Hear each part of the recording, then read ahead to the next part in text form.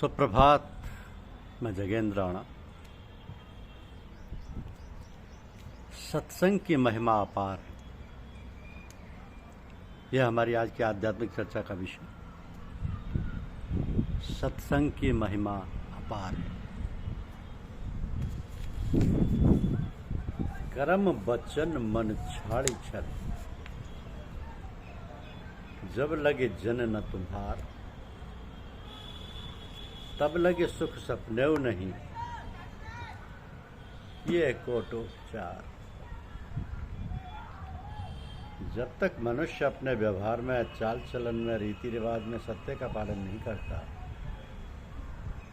सद्व्यवहार, सद्विचार और सत्कर्म नहीं करता, तब तक मनुष्य को सुख और शांति नहीं मिलती। प्राय देखा जाता है कि मनुष्य सोचता कुछ है, कहता कुछ है, करता कुछ और ही है। अर्थात मन, वचन और कर्म में एकरूपता नहीं है। तो जैसा हम सोचें, हमारे मन में जैसे विचार हों, जैसे संकल्प हों, वही हम बोलें, वैसी बात करें और वैसा ही काम करें। इसमें तनिक भी हेरा फेरी, अदल बदल या उलट पुलट ना करें। बात जैसी है वैसी कहें और करें। सरल रेखा जैसे बिल्कुल सीधी होती है, उसमें जरा भी टेढ़ापन या कहीं बिंदु तक नहीं होता है, उसी प्रकार हमारा सोचना, समझना, बोलना, चालना और करना हो, उसमें तनिक भी बनावट ना हो। इस प्रकार जब मनुष्य अपना आचरण, अपना व्यवहार बनाता है और उस प्रभु के सम्मुख होता है, तो प्रभु अपनी दया, कृपा और करुणा में प्रभाव की वर्षा भक्त पर करते हैं, जिससे उसको सुख और शांति का अनुभव होता है। तो उसका जीवन सरल, सुखी व सत्य पथ पर चलने योग्य हो जाता है। दूसरे लोग उसको देखकर प्रेरणा पाते हैं और अपने आप को धन्य मानते हैं। तो ऐसा हम अपने को कैसे बनाएं, क्या करें? बात तो बिल्कुल सीधी है। ना हम कुछ हंस के सीखे हैं, ना कुछ रो के सीखे हैं। जो कुछ थोड़ा सा सीखे हैं, किसी के हो के सीखे हैं। तो किसी को अपना बना लो या खुदकुशी के बन जाओ, आशिक बन जाओ या माशूक बन जाओ। इतना प्रेम करो प्रेमी से कि वो स्वयं तुमसे प्रेम करने लगे। आशिक माशूक हो गया, इसके कहावे सोए। तो बातें बड़ी आसानी से हो जाती हैं। जब हम सत्संग करते हैं किसी महात्मा को, जिसने प्रभु को पाने के लिए अपना सर्वस्व समर्पण कर दिया है, हर समय प्रभु की याद में मस्त और प्रसन्न रहता है, अकिंचन है, भक्त बन गया है, अब उसके पास कुछ भी नहीं है किसी को देने के लिए, तो ऐसे आदमी के पास हम जाएंगे, बैठेंगे, बात करेंगे, तो सिवाय प्रभु प्रेम के उसके पास से और कुछ मिलेगा ही नहीं, क्योंकि वो तो बिल्कुल नंगा है।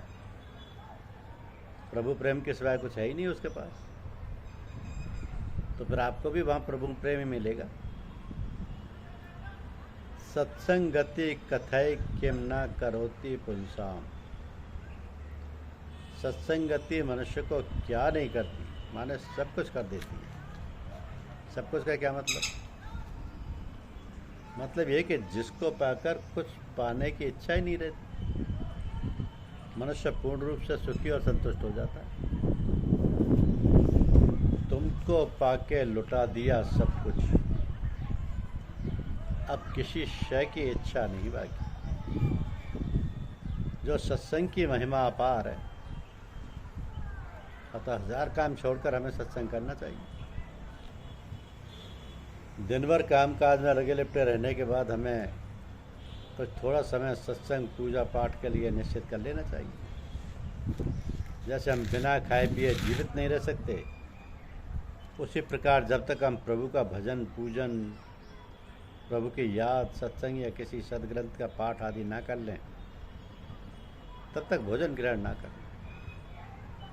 इससे पूजा पाठ, सत्संग ठीक से हो जाएगा, शरीर में आलस नहीं आएगा और परिवार की कमाई आसानी से हो जाएगी। माया मोह से छुटकारा मिलने लगेगा।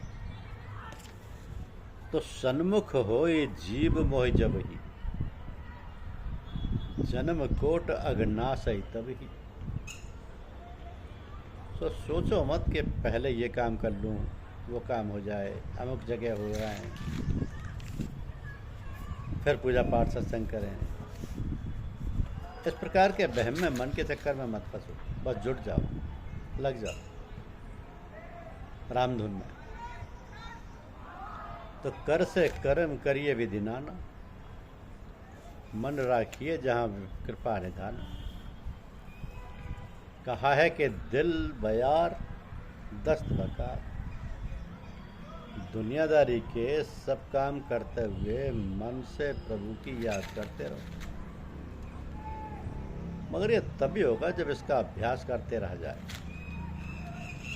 इसके लिए प्रातः सायं ध्यान, पूजा का समय निश्चित करके साधन करें।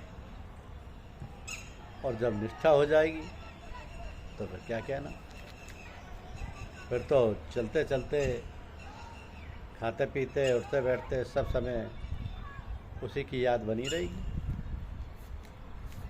काम सब होते रहेंगे। जब प्रभु का समझकर काम करेंगे तो फिर काम और अच्छा, श्रेय और श्रेष्ठ होगा, क्योंकि तब प्रभु की जिम्मेदारी हो जाएगी। तो मानव के लिए, प्रत्येक इंसान के लिए, प्रत्येक व्यक्ति के लिए जिसने मनुष्य जन्म लिया है, सत्संग करना चाहिए। सत्संग से